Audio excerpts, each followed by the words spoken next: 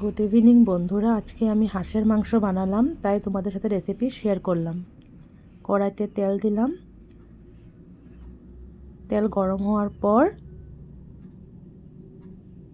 তেজপাতা সম্ভার দিলাম, তারপর আলু দিলাম, অল্প নুন দিলাম যেন তেলটা না ছিটে, তারপরে নুন হলুদ দিয়ে ভাজলাম, তারপর জহা চাল কোমর দিয়ে দিলাম,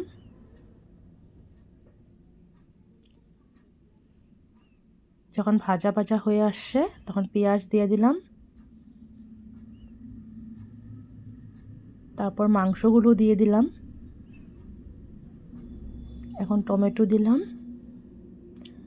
আদা রসুন আর মরিচ বেটে দিইনি, ছেঁচে দিয়েছি।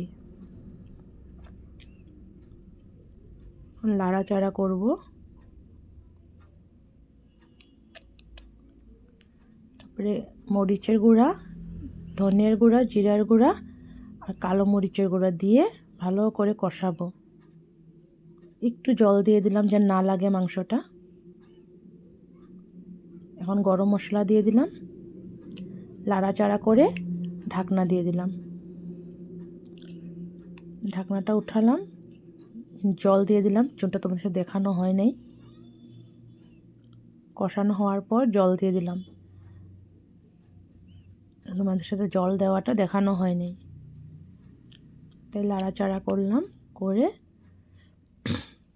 এটা বানাতে অনেক সময় লেগেছে, কিন্তু এডিটিং করার সময় আমি শর্ট করে দিয়েছি, তাই মাংস কমপ্লিট। ঢাকনা দিয়ে কমপ্লিট। লাইক শেয়ার সাবস্ক্রাইব করে দিবে। Thank you.